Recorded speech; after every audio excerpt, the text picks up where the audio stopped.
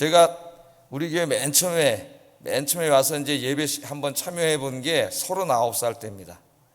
20년 전. 그러니까 39살 때 진짜 그때 이렇게 사진을 보니까 머리카락이 엄청 많았더라고요. 제가 그때 이제 머리숱이 엄청나게 많았어요.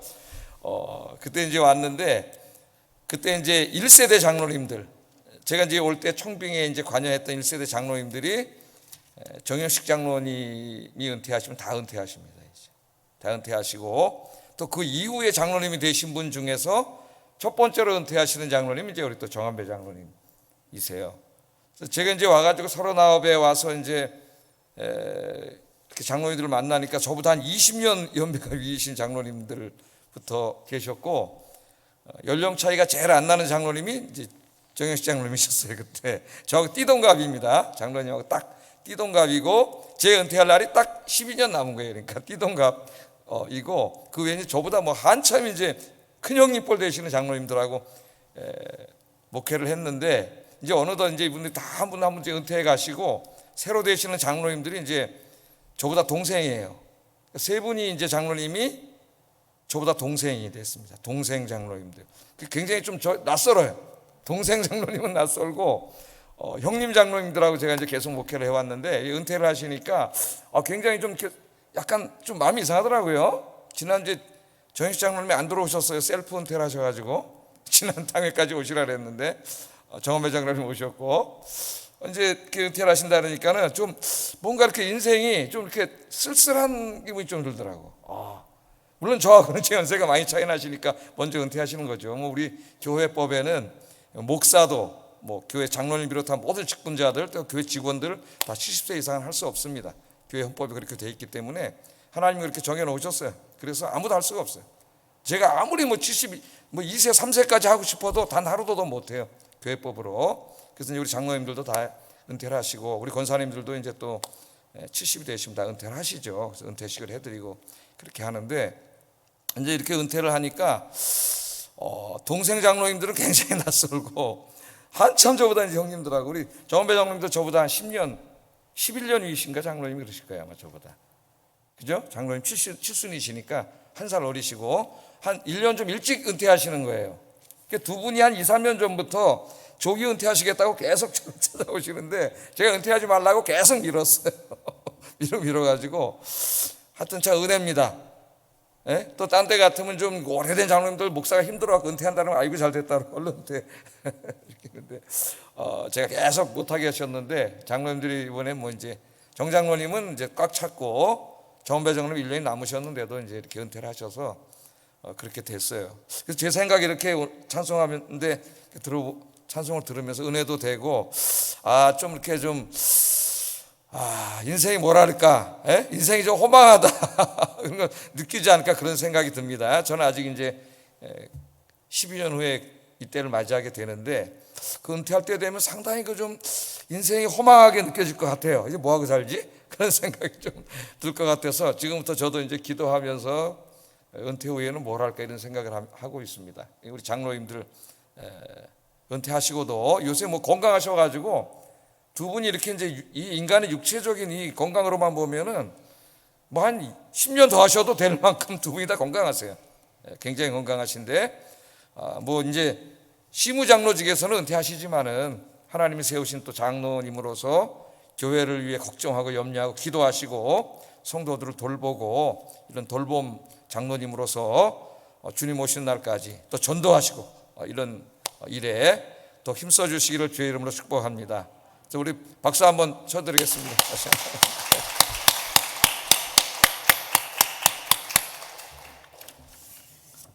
사실 저랑 같이 시작했기 때문에 저도 이제 은퇴해야 되는데 저는 이제 나이가 아직 어리네요. 39에 왔으니까 엄청 젊을 때 왔죠. 39살 때 진짜 막 그때는 내가 저 하늘에서 별도 따올 수 있다고 생각을 했어요. 오만 방자 교만했습니다. 그런데 20년을 목회하면서 무진장 겸손해졌어요. 내가 할 수 있는 일이 아무것도 없다.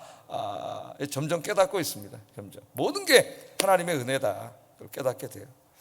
자, 오늘 본문 말씀을 통해서 긍정적인 영향을 미치는 사람이 되자, 그런 주제로 말씀을 전하려고 합니다. 긍정적인 영향, 혹은 선한 영향을 미치는 사람이 되자. 영향을 끼친다, 그런 말도 있죠. 우리나라 말에 끼친다, 미친다. 어떤 말이 맞는 것 같아요? 영향을 끼치는 게 맞아요? 미치는 게 맞아요? 둘 다 쓰는데, 영향을 끼치는 것은 좀 부정적인 의미일 때 쓴다 그래요. 부정적인 의미, 나쁜 영향을 끼치는 걸로 쓰고 좋은 영향은 미치는 걸로 쓴다 그럽니다. 저도 잘 표준법을 모르겠더라고. 영향을 미쳐야 된다 그럴지 끼쳐야 된다 그럴지. 자, 그래서 긍정적인 영향을 미치는 사람이 됩시다. 선한 영향을 미치는 사람이 됩시다. 오늘 그런 주제로 말씀을 전하겠습니다. 우리나라 이제 그 올림픽 끝난 이후에 인기가 있는 선수들이 이제 여자 배구 선수들이 상당히 인기가 있더라고요. 텔레비전 막 예능 프로그램 여기저기 막 굉장히 많이 나오더라고요. 옛날에는 뭐 여자 배구 거의 인기가 없었죠. 비인기 종목이었는데 김연경이라고 하는 그 선수가 하나, 괴물 같은 선수가 하나 나와가지고 이 선수를 통해서 굉장히 이제 여자 배구가 이렇게 사람들에게 알려지고 선수들이 인기가 있게 됐어요. 그러니까 우리나라 여자 배구 선수로서 세계 선수들 중에 탑 클래스에 있는 선수죠. 축구로 말하면은 호날두예요, 호날두. 호날두, 메시 이 정도 되는 배구계에서는 그런 선수입니다. 근데 지난번 이제 올림픽을 이렇게 보는데 도미니카하고 할 때, 도미니카 공화국하고 할 때 이제 올림픽을 보는데 그 도미니카 선수들 어때요, 여러분? 막 우리나라 선수들하고는 비교가 안 되죠. 막 이 체력이나 이 몸이 막 진짜 웬만한 남자보다 더 이렇게 튼튼하게 생겼습니다. 근데 이제 1세트는 이기고 2세트는 거의 많이 스코어가 지고 있는데 감독이 이제 타임을 불러가지고 막 이렇게 이제 얘기를 하고 있는데 거기 김연경 선수가 크게 외쳤던 이 소리가 굉장히 지금 회자가 되고 있어요. 뭐라 그랬어요? 해보자, 해보자, 해보자. 후회하지 말고 해보자. 후회하지 말자. 얼굴이 시뻘개져가지고 해보자, 해보자, 해보자. 후회하지 말자. 후회하지 말고 해보자. 이렇게 하면서 자기가 막 들어가서 이제 나이도 제일 많고 주장인데 열심히 막 솔선수범해서 막 하니까 후배 선수들이 막 힘을 받아가지고 그 지던 스코어를 역전시켜서 이겼습니다. 도미니카가 이기기가 어려운 나라인데 도미니카 공화국을 이겼어요.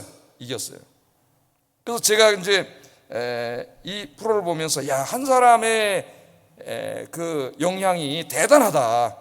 아마 그 선수가 그렇게 하지 않았으면은 실력과 체력과 힘으로 이기기 어려웠을 거예요.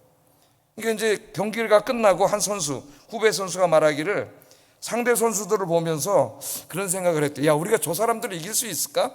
워낙 막 등치가 막, 그 남미 여성들 막 엄청나잖아요. 등치가. 이제 저 사람들을 이길 수 있을까 하고 좀 좌절감이 있었답니다. 좌절감이 있었는데 김연경 선수가 막 해보자 그러고 저 세계적인 선수인데 김연경 선수가 막 그러니까 막 힘이 나고 이길 수 있다는 생각이 들고 막 그래서 열심히 해서 이겼다는 거예요. 그러니까 대단한 거죠. 한 사람이 긍정적인 영향력을 끼쳐서 진 경기를 이기게 만든 거죠. 우리가 살아가면서 우리는 어떤 사람에게 영향을 미치기도 하고 영향을 받기도 합니다. 그죠? 선한 영향력을 끼치는 사람도 있고 또 악한 영향을 끼치는 사람도 있어요. 여러분은 어떤 사람입니까? 한번 생각을 해보세요. 저 도덕적인 면에서도 마찬가지입니다. 도덕적인 면에서도. 제가 작은 체험 하나는 새벽에 이제 매일 이렇게 저희 집에서 차 타고 이제 새벽 기도를 오는데 새벽에 신호를 잘 지키지 않아요, 사람들이. 이렇게 마다 확 지나가고 막 그러거든요. 근데 차만 신호를 안 지키는 게 아니라 가끔 도로 그냥 중간에 잘 보이지도 않는데 그냥 무단으로 막 건너는 사람이 있어요. 이제 부딪히면 큰일 나는 거죠, 이게. 근데 제가 이렇게 보니까 막 이제 차들이 가다가 제가 이렇게 쫙 가다가 신호등에서 딱 쓰잖아요. 쓰면은 거의 뒤따라오던 차들이 다 씁니다. 근데 제가 이렇게 뒤오다 보면 한 차가 이렇게 안 쓰고 확 지나가잖아요. 그럼 뒤따른 차들 다 지나가 버려요. 그래서 작은 일 하나에서도 제가 깨달았어요. 야, 내가 하나 여기서 신호등을 딱 쓰면은 내 뒤에 오는 사람들이 쓰더라는 거예요. 물론 그래도 안 쓰고 지나가는 사람도 있는데 대부분이 서요. 그것도 별거 아니고 아무것도 아닌 것 같지만은 내가 교통 질서를 지키고 서는 거 하나가 그 시간에 굉장히 선한 영향을 미친 거죠. 그 뒤따라서 지나갈 수도 있는 사람들이 저 사람이 쓰니까 자기도 이렇게 쭉 가서 서는 거예요. 그러니까 우리 살다 보면은 이런 일들이 굉장히 많습니다. 뭐 이제 인터넷에서 막 욕하고 상소리하고 막 이러면 그 밑에 계속 그런 댓글들이 막 실리죠. 나쁜 영향을 미치는 거예요. 그런 사람이 돼서는 안 되겠죠. 우리 그리스도인들이 성경에 보면은 우리가 이제 세상이나 다른 사람들에게 미치는 영향력을 누룩 비유해서 우리 예수님이 많이 말씀을 하셨어요. 누룩. 그래서 어떨 때는 누룩을 긍정적인 의미로 이야기하고 어떨 때는 부정적인 의미로 이야기합니다. 제자들에게는 뭐라 그랬어요? 하나님 나라는 여자가 가루 서말 속에 갖다 놓은 누룩과 같다. 그러니까 그 누룩은 제자들이죠. 이 죄악으로 가득 찬 세상에 가서 누룩이 되라는 거예요. 누룩은 우리가 너무나 잘 알죠. 밀가루에다가 누룩을 갖다 집어넣으면 그 누룩의 영향력이 엄청나죠. 잠시 후에 밀가루가 막 부풀어 오르기 시작하고 이만해집니다. 요만한 게. 그래서 이제 어머니들이 옛날에 그걸로 빵을 만들어 주셨어요. 저희 어머니도 그걸 해가지고 이제 거기다 이제 앙꼬를 넣어가지고, 앙꼬라는 좀 모를 수도 있어요. 앙꼬 일본 말이죠. 팥고 뭐라 그래? 팥. 예? 팥을 이제 넣어가지고 그걸 찌면은 지금 그 호빵과 같은 빵이 됩니다. 옛날에 호빵이 어디 있었어요. 이렇게 이제 어머니들이 만들어주면 그걸 먹었죠. 그러니까 이 누룩은 이 영향력을 말하는 거예요. 영향력. 세상이라고 하는 죄악된 세상에 복음에 무장한 예수님의 제자들이 들어가서 거기에 신앙적으로 도덕적으로 선한 영향을 미치라는 거예요. 죄악이 가득하고 범죄가 가득한 불의가 거짓이 가득한 세상에 들어가서 예수 믿는 사람들이 거기 가서 선하게 정직하게 정의롭게 삶으로 이 세상에 영향력을 미쳐서 이 세상을 변화시키라는 거죠. 하나님 나라로. 그래서 누룩이 되라 그랬습니다. 누룩이. 그런데 때로는 우리 예수님께서 또 바리새인들을 보면서 바리새인의 누룩을 본받지 말라 그랬어요. 그 바리새인들은 뭐예요? 겉으로는 거룩한 척하면서 뒤에서는 온갖 못된 짓을 하면서 살아가는 아주 뻔뻔한 인간들이죠. 요새 우리 사회에 보면 진짜 나 살기가 너무 힘들어요. 이게 죄를 진 게 명약관화한데 아니라고 박박 우기고 큰 소리치고 말도 안 되는 허황된 소리하고 막 이 뻔뻔하게 너무 뻔뻔하니까 너무 힘들어요. 이 상황을 받아들이기가 너무 힘들더라고요. 이게 이렇게 사람이 뻔뻔해질 수가 있구나, 그런 생각이 다 들 때가 있어요. 우리 그리스도인들이 정말 세상에 들어가서 그런 사람 돼서는 안 되겠죠. 예? 자, 바리새인들, 그런 위선자들, 그런 누룩을 본받지 말라 그랬어요. 그 바리새인들의 누룩이 금방 사람들에게 영향을 미쳐요. 왜? 그 사람들은 지도자였기 때문에, 그것도 하나님 말씀을 가르치는 지도자이기 때문에 그런 사람들이 그렇게 살면은 금방 배워요. 저 사람 저렇게 사네. 뭐 내가 혼자 잘 산다고 되겠어? 다 배우는 거예요. 그래서 예수님이 바리새인의 누룩은 배우지 말라 그랬어요. 예? 조심하라 그랬어요. 그런 나쁜 영향을 받지 말라는 거죠. 나쁜 영향을 끼쳐서도 안 되고 나쁜 영향을 받아서도 안 되는 거예요. 우리 사도 바울 선생도 고린도전서 5장 우리 공부했지 않습니까? 고린도 교인들에게 뭐라 그랬어요? 그 죄악의 누룩을 빨리 교회 공동체에서 잘라내라 그랬어요. 그 죄악의 누룩을 공동체 안에 그냥 내버려 두면 그게 다 퍼져가지고 교회 공동체를 나쁜 영향을 미쳐서 그냥 교회 공동체를 무너뜨리게 돼요. 어떤 사람은 교회가 사랑인데 무슨 그러냐, 이 정말 무지한 자들이 있어요. 하나님께서 그런 죄악의 누룩은 빨리 잘라 쏟아내라 했어요. 그래야 그 나쁜 죄악의 영향이 공동체에 퍼지지 않고 교회가 거룩한 교회가 될 수 있기 때문에 우리 주님 바울을 통해서 그렇게 말씀하셨죠. 오늘은 이제 그 요나단이라고 하는 사람에 대해서 얘기를 하려고 하는데, 요나단은 한 사람이었지만은 그가 끼친 이 긍정적이고 선한 영향력을 통해서 많은 사람들을 변화시키고 그 민족을 구하는 이야기입니다. 오늘 본문이. 그래서 제가 제목을 긍정적인 영향을 미치는 사람이 됩시다, 혹은 선한 영향을 미치는 사람이 됩시다, 그렇게 정했어요. 자, 본문을 한번 보겠습니다. 우리 계속 지금 블레셋과 전쟁 이야기를 다루고 있죠. 블레셋이 한 10만 명이 좋게 넘는 대군을 이끌고 이스라엘을 쳐들어왔습니다. 그들은 모두 병거와 철로 만든 병거가 있었고요. 모든 군인들이 철제 무기를 가지고 있었어요. 이제 막 철기 문화가 이미 시작됐기 때문에, 청동기 문화가 이렇게 지고 철기 문화가 시작됐기 때문에 이미 청동기 문화를 갈아엎고 철로 다 바꿨어요. 그러나 이스라엘은 이 사울왕이라고 하는 무능하고 무기력한 자가 그런 일에 신경 쓰지 않고 필요할 일이 있으면 블레셋 대장간에 가서 고쳐왔어요. 고쳐오다 보니까 철에 대한 관심을 갖지 않으니까 이제 전쟁이 나니까 비교가 되지 않는 거예요. 이스라엘은 철무기를 가진 사람 두 사람밖에 없어요. 왕하고 왕자. 그러니까 지도자의 역할이 얼마나 중요하냐. 이 급변하는 세상 속에서 이 4차 산업혁명이 막 일어나는 세상 속에서 언제까지 과거 100년 전, 150년 전 일을 끄집어내갖고 맨날 그런 일만 해가지고 이거 어떻게 될 거예요, 나라가? 이 나라 다 망해요. 그러면 남들은 저 앞서가고 있는데 정신을 차려야 돼요. 정신을. 그 두 사람밖에 칼을 안 가지고 있으니까 이게 전쟁이 안 되잖아요. 그 사람들은 잘 몰랐죠. 이렇게 와서 쓱 보니까 사울이 군대를 모집하니까 굉장히 많이 왔습니다. 맨 처음에 와서 쓱 보니까 저쪽은 철로 만든 병거들과 전부 철무기를 가지고 있는데 자기들은 청동기 아니에요. 여러분 구리하고 쇠하고 부대끼면 구리는 다 찌그러지지. 전쟁을 할 수가 없어요. 그래 겁이 잔뜩 나가지고 다 도망가 버렸어. 막 산에 가서 굴에 숨고 막 난리가 났다 그랬습니다. 우리가 다 공부했어요. 몇 명 남고 다 도망갔어요. 600명밖에 안 남았어요. 저쪽에 10만 명인데 600명밖에 안 남고 다 도망갔습니다. 자, 이런 상황 속이에요. 그러니까 이제 모든 사람이 절망하고 있어요. 한 사람이 한숨을 쉬면 나머지 600명이 다 이제 절망합니다. 그러니까 여러분 집에서 절대 한숨 같은 거 쉬지 마세요. 엄마 아빠가 아휴 이러면 애들이 완전히 다 너무 힘들어. 그 다음에 애들이 절망 우울증에 빠져버려요. 예? 여러분 이제 수요예배 나오시고 기도하는 분이니까 여러분 집에 가서 항상 믿음의 이야기를 하고 자녀들에게도 은혜의 이야기를 하고 살아계신 하나님에 대해 이야기하고 오늘 설교 들은 거 이야기하고 그렇게 하시길 주의 이름으로 축복합니다. 제가 어렸을 때 중고등학교 때 보면 우리 어머니가 이제 수요일이나 금요기도에 가서 또 부흥회 가서 은혜 받고 오시면은 설교를 들은 이야기를 반드시 우리에게 재생산을 해줘요. 되새김질해서 우리가 다 얘기해 주셔요. 근데 저희 어머니가 옛날 얘기나 이런 얘기를 굉장히 잘하셔요. 재밌게. 그래서 저는 교회 안 갔는데 그 부흥사 목사님이 하신 설교를 우리 어머니를 통해서 다시 들었어요. 설교를. 그러니까 그 설교에 굉장히 많이 들었어요. 설교 이야기를. 여러분들은 집에 가셔서 뭐 하십니까? 자녀들하고 만나서 하나님의 위대한 역사 이런 이야기를 해주면 애들이 마음속에 하나님을 믿고 아이들이 긍정적으로 소망을 갖고 자랄 수가 있죠. 예? 부모 엄마 아버지 가서 맨날 애들 앞에서 아휴 이러고 있으면 집안이 그냥 확 마귀에게 뒤집어 씌워버려요.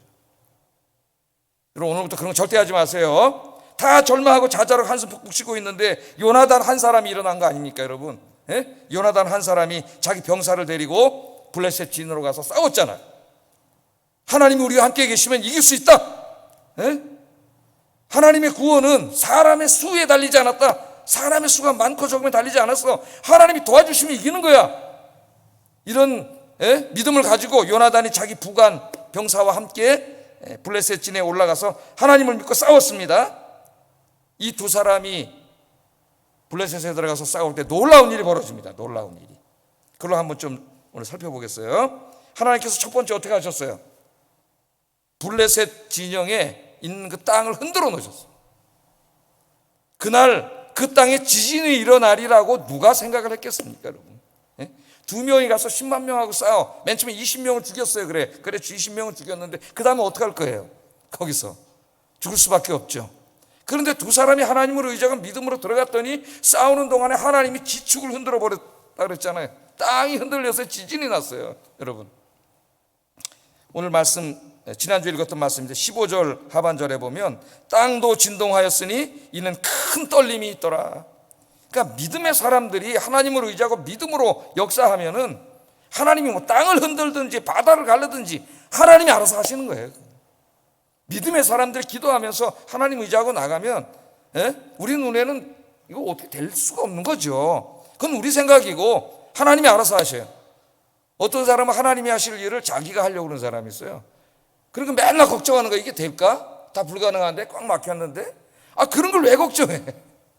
여러분은 염려하지 말고 기도하라 그랬잖아. 그런 거 염려하지 마세요. 그런 거 하나님 알아서 하신다니까.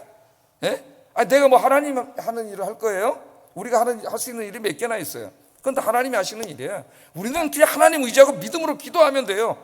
그럼 그 다음부터 하나님 일이에요. 하나님이. 지진을 일으켰습니다. 뿐만 아니라 또 놀라운 일이 벌어지는데 오늘 본문에 보면은 하나님께서 블레셋 군대에 눈을 멀게 하셔가지고 지네끼리 싸웠어요. 지네끼리. 20절 한번 읽어보겠습니다. 시작.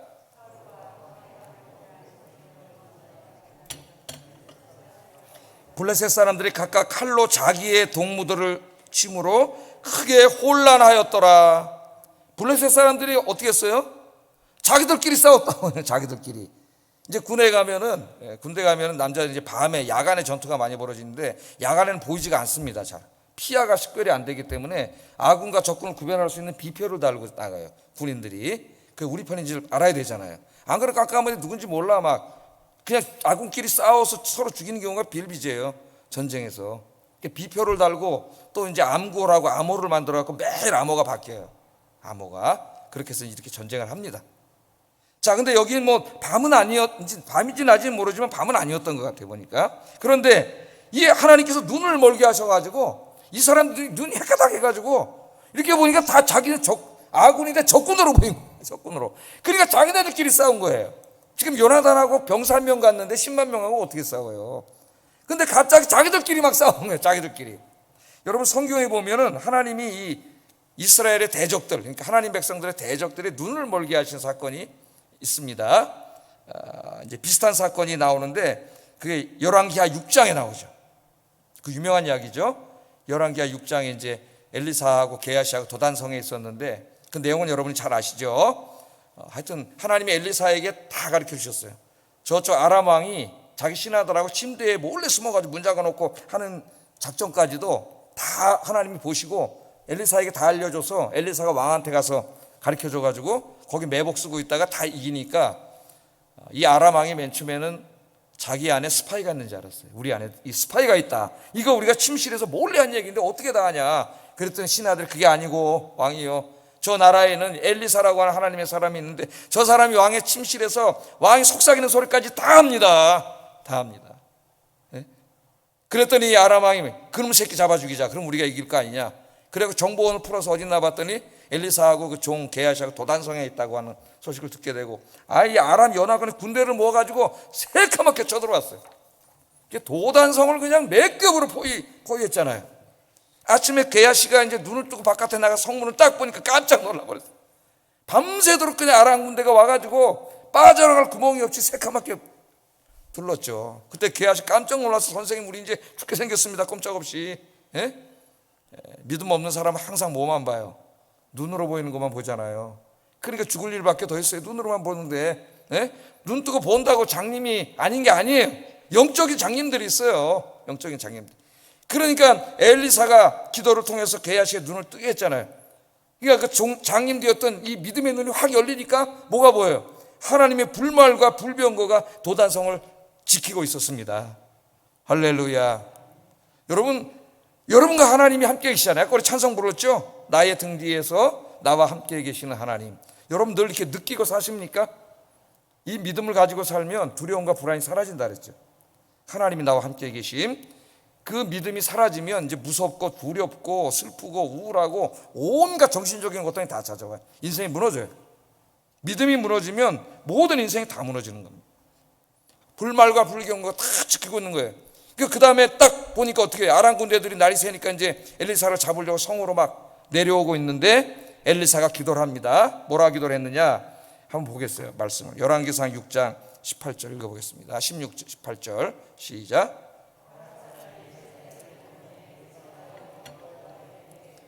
저 무리의 눈을 어둡게 하옵소서 하매 엘리사의 말대로 그들의 눈을 어둡게 하신지라. 자, 저 군대가 막 이제 내려오는 거예요. 성에 뭐 군대 몇 명이나 있겠어요. 막 내려오는데 엘리사가 하나님 앞에 기도합니다. 저들의 눈을 어둡게 해주세요.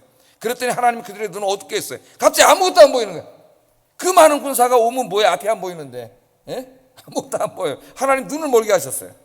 그래서 엘리사가 나가가지고 그들을 인도해서 사마리아, 이스라엘의 수도인 사마리아로 끌고 갑니다. 사마리아에 갔더니 눈이 도달했을 때 하나님 눈을 딱 열게 해줬어요. 아람 군대가 눈을 딱 여니까 적군의 중앙에 와 있는데 적군이 딱 포위하고 다 죽게 생겼어요. 그러나 하나님께서 이제 죽이지 말라 그랬죠. 은혜를 베풀어서 보내라 그랬어요. 그래서 이제 은혜를 베풀어서 보냈습니다. 자, 이 사건에서도 하나님께서 어떻게 해요? 이스라엘의 대적자의 눈을 멀게 하셨어요. 눈을 멀게 하셨어요.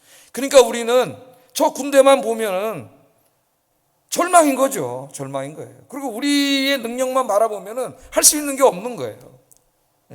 그러나 하나님께 기도하면 하나님이 하여튼 눈을 멀게 하든지 땅을 흔들어 놓든지 뭐 홍해 바다를 걸으든지 요단강물을 멈추든지 하여튼 그거 누가 하시는 거예요? 하나님이 하실 줄로 믿습니다. 그러니까 여러분 얼마나 행복한 사람이에요. 그 하나님이 여러분의 아빠시니까. 기도하고 사세요. 힘들다 죽겠다 그러지 말고 기도하세요. 그러면 하나님의 역사를 체험하게 될 거예요. 그 체험이 또 여러분의 믿음을 더 성장시켜 줄 거예요. 자, 세 번째, 이것뿐이 아니었습니다. 이제 눈도 멀게 해서 지네끼리 싸우게 하셨고, 세 번째는 이 블레셋이 무서워가지고 블레셋 편에 붙었던 이스라엘 사람들이 있었어요. 그러니까 조국을 배신하고 블레셋에 협조하면서 붙었던 사람들이 있는데, 이 요나단과 병사 2명이 목숨을 걸고 들어와서 싸우는 모습을 보고 부끄러움을 느꼈어. 그래서 그들이 회개하고 그들이 목숨을 걸고 이제 블레셋과 싸우는데 합류를 하게 됩니다. 이게 이제 한 사람의 힘이라는 거예요. 21절 한번 읽어보겠습니다. 시작.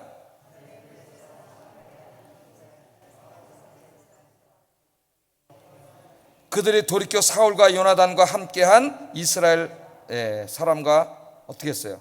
합했어요.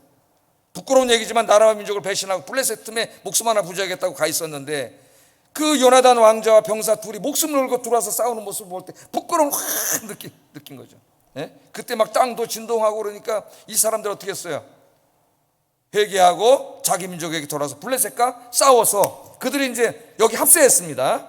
근데 거기에 또 그치지 않았어요. 이 한 사람의 긍정적인 힘이, 이 영향력이 엄청납니다. 22절 한번 읽어보겠습니다. 시작.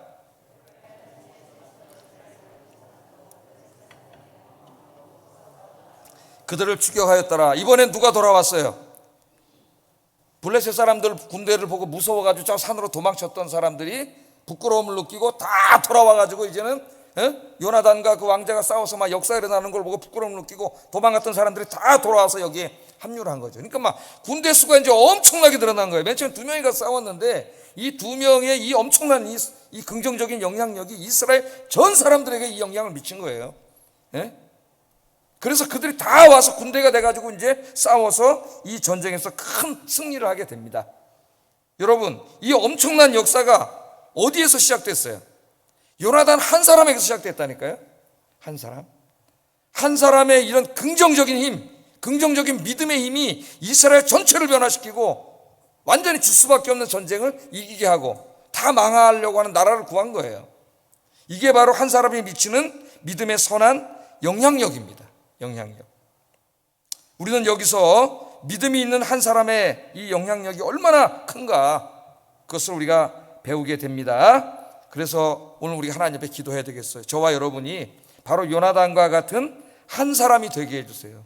믿음의 선한 영향, 긍정적인 영향을 끼치게 해주세요. 우리 아이언교회 공동체 안에서 특별히 내가 그런 믿음의 선한 영향을 끼치는 사람이 되게 해주세요.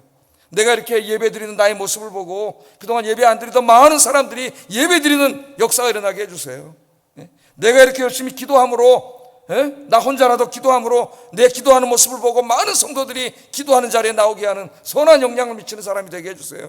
나 혼자 복음을 전하고 혼자라도 전도를 하는 모습을 보고 많은 성도들이 나와서 전도하게 하는 전도 역사를 일으키는 선한 영향력을 일으키게 해주세요. 아, 이렇게 전도하는 사람 없지? 왜 이렇게 기도하는 사람 없지? 왜 이렇게 예배하는 사람이 없지? 그러지 말고 여러분이 바로 요나단이 되시기를 주의 이름으로 축복합니다. 여러분을 보고 여러분 주변의 사람들이 하나님께로 돌아오고 은혜를 받는 놀라운 역사를 일으키는 그런 여러분들이 되시기를 주의 이름으로 축복합니다. 자, 그런데 오늘 성경에 보면은 반대로 굉장히 부정적인 영향을 미치는 사람들이 나오게 됩니다. 공동체 안에서도 어떤 분들은 주의 일을 하려고 하면은 입만 열면 뭐가 나와요? 안 된다, 불가능하다, 하지 말자, 이런 말을 하는 분들이 있어요. 그래서 뭔가 좀 좋은 사업을 하려고 그러는데 할 수가 없어요. 이 사람들 때문에 뭐만 하려면 입에서 계속 나와요. 그래서 일도 시작하기 전에 모든 사람들을 좌절시키고 어두운 그림자를 들이우는 사람이 있어요.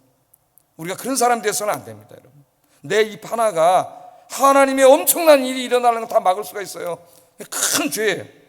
여러분, 민수기 13장에 보면 그 유명한 사건이 나오잖아요. 가데스 바네아에서 정탐꾼 12명을 보냈죠. 각 지파의 대표들을 뽑아서. 그 돌아온 다음에 그 10명, 여호수아와 갈렙을 제외한 그 10명을 보세요. 10명. 똑같은 걸 보고 왔는데 이스라엘 전체 민족을 죄악에 빠지게 했습니다. 불신앙과 좌절에 빠지게 했어요. 그들이 와서 한 말이 뭐예요? 민수기 13장 31절 33절 보세요. 이들의 언어 속에 어떤 말들이 나오는지 한번 읽어보겠습니다. 시작.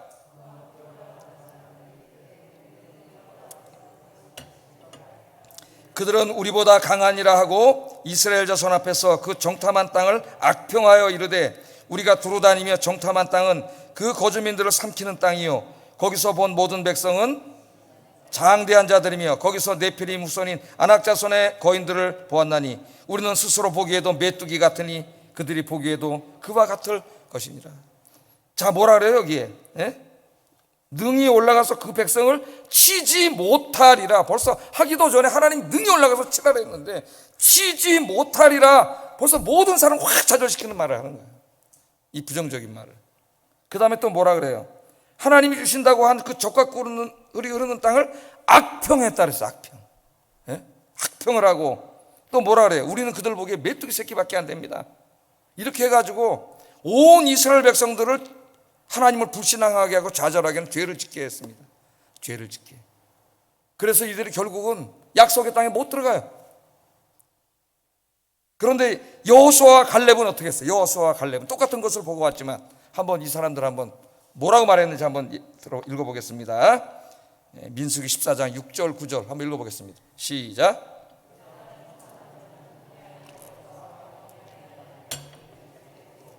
이스라엘 자손의 온 회중에게 말하여 이르되 우리가 두루다니며 정탐한 땅은 심히 아름다운 땅이라 여호와께서 우리를 기뻐하시면 우리를 그 땅으로 인도하여 들이시고 그 땅을 우리에게 주시리라. 이는 과연 젖과 꿀이 흐르는 땅이니라. 다만 여호와를 거역하지는 말라. 또 그 땅 백성을 두려워하지 말라. 그들은 우리의 먹이라. 그들의 보호자는 그들에게서 떠나고 여호와는 우리와 함께 하시느니라. 그들을 두려워하지 말라 하시니. 아멘. 여호와 하나님이 함께 하시면 이깁니다. 그 땅은 나쁜 땅이 아니라 젖과 꿀이 흐르는 땅입니다. 우리가 믿음으로 올라가면 이길 수 있습니다. 이렇게 이야기했잖아요. 결국 이 10명이 모두를 좌절시켜가지고 그 10명과 나머지 모든 이스라엘 백성들은 광야에서 다 죽습니다. 이 약속의 땅에 들어가지 못해요. 여호수아와 갈렙만 약속의 땅에 들어가게 됩니다. 여러분, 이제 우리가 이 말씀을 정리하면서 생각을 해봐야 되겠어요. 나는 어떤 사람인가? 나의 말 한마디, 행동 하나, 생각 하나가 우리 공동체에 어떤 영향을 미치고 있는가? 여러분 깊이 생각하면서 여러분 이제 선한 영향력, 긍정적인 영향력, 믿음의 영향력을 미치는 여러분들 되시기를 주의 이름으로 축복합니다. 자, 오늘 이렇게 요나단이 믿음으로 나갔을 때 그 영향력이 이스라엘 전체에 미쳐서 모든 배반했던 사람이나 도망갔던 사람이나 겁났던 사람, 이 사람들이 다 돌아와서 하나를 합쳐가지고 나라 민족을 구하는 역사를 일으켰습니다. 뿐만 아니라 하나님께서 땅을 흔드시고 눈을 멀게 하시고 막 이렇게 하면서 도와주셔가지고 이 전쟁에서 승리하게 하셨어요. 23절에 이 사실을 이렇게 요약하고 있습니다. 한번 읽어보겠습니다. 시작. 전쟁이 베다웬을 지나니라. 아멘. 여호와께서 그날에 이스라엘을 구원하셨다. 아멘. 누가 구원하셨어요? 하나님이 구원하셨죠. 요나단의 말대로 하나님이 우리와 함께 계시면 우리가 이긴다. 여호와의 구원은 사람의 많고 적음에 있지 않다. 그 믿음으로 나갔을 때 하나님이 역사하셔서 그들을 구원하셨다. 그렇게 이야기합니다. 블레셋은 인간의 눈으로 볼 때는 너무나 크고 넘기 어려운 강대한 나라였습니다. 도저히 넘을 수 없는 벽으로 보였지만 하나님 의지하고 믿음으로 나가보니까 실제로 해보니까 헛개비였더라 이거예요. 헛개비. 자기들끼리 죽이는 헛개비. 우리 앞에 놓여있는 인생의 문제라는 것이 대부분 이와 같은 겁니다. 여러분, 그냥 우리가 믿음이 없는 눈으로 보면은 이 코로나라고 하는 이 상황 속에서 지금 오늘도 2,000명 이거 어떻게 도대체 해야 될지, 이외에 우리 인생에 어려운 많은 문제들이 이렇게 지금 블레셋 군대처럼 우리 앞을 가라막고 있다 할지라도 여러분이 좌절하지 않고 하나님 믿고 믿음으로 나가면 그 모든 것들은 아무것도 아니에요. 헛개비. 그러니까 여러분들 앞에 있는 문제를 바라보지 말고 여러분과 함께 계시는 하나님을 바라보시기를 주의 이름으로 축복합니다. 믿음의 눈으로 하나님을 바라보세요. 자꾸 불신앙의 눈으로 상황을 바라보지 말고. 그러면 슬픔과 고통과 좌절밖에 없어요. 하나님을 바라보시면 소망이 있습니다. 하나님이 도와주십니다.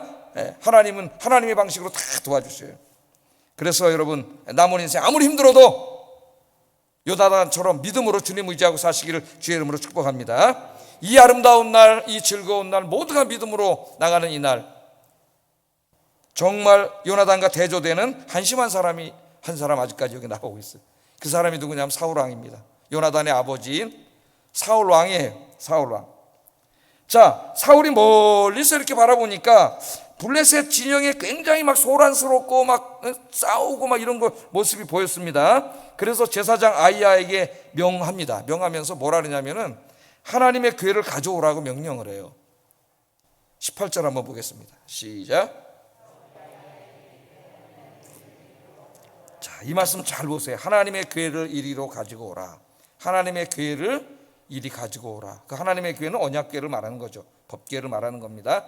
하나님의 언약궤는 뭐예요? 하나님의 임재의 상징이에요. 그게 하나님은 아닙니다. 그걸 하나님이라고 믿으면 우상이 되는 거예요. 미신이 되는 거고. 하나님이 우리와 함께 계심을 우리에게 상징적으로 보여주는, 가시적으로 보여주는 상징이죠. 그러니까 굉장히 중요한 거죠. 그러니까 하나님의 언약궤가 저쪽에 있으면 지가 가야지. 하나님이 자기가 가야 되는 거 아니에요. 근데 이 왕이 돼서 교만해질 대로 교만해져 가지고 그 언약궤를 가져오라는 거야, 들고 자기에게로. 그러니까 지금 이 사울이 왕이 되고 권력의 맛을 보면서 이 권력에 취하면은 타락하게 돼 있어요, 인간이. 하나님도 그냥 가져오라는 거예요. 하나님은 우리의 찬양과 경배를 받기에 합당하신 창조주 하나님, 우리를 구원하신 하나님이에요. 우리는 그분 앞에 나가 우리의 모든 것을 드리며 찬양과 경배를 드리고 예배를 드려야 합니다. 그분 앞에 무릎을 꿇고, 그 어떤 권력자라도. 옛날에 로마 제국의 로마 황제도, 그가 아무리 황제라 할지라도 하나님의 전에 들어오면은 하나님 앞에 무릎 꿇어야 되고 주교 앞에 앉아서 그 하나님의 말씀을 들어야 되는 거예요. 그래서 로마인 이야기를 읽어보면 시오노 나나미라고 하는 그 일본 여자죠. 70이 넘으신 분인데 아주 기독교를 너무 싫어하는 여자입니다. 이거를 너무 안타깝게 생각해요. 그 유럽 전역의 세 개의 황제가 예수를 믿게 되니까, 난 이게 로마가 기독교 국가가 되니까 그 황제들이 특별히 또 갑자기 이름 생각이 안 나네. 데오도시우스 같은 그 기독교를 로마의 국교로 인정한 사람이죠. 데오도시우스라는 황제가 그 주교는 그냥 그 믿지 않는 사람이 보기에는 그냥 로마 제국의 한 백성밖에 안 되는 거죠. 그런데 그 황제가 그 주교 밑에 앉아서 무릎을 꿇고 하나님의 말씀을 듣고 성찬을 받고 이 모습을 보면서 굉장히 안타까워요. 어떻게 황제가 그러냐? 그가 아무리 황제라도 들어오면 하나님 앞에 무릎 꿇어야죠. 하나님 앞에. 이 하나님의 성전인데 여기 자기가 세상에서 아무리 대단한 사람이라 할지라도 하나님 앞에 무릎 꿇고 겸손하게 예배하는 곳이에요.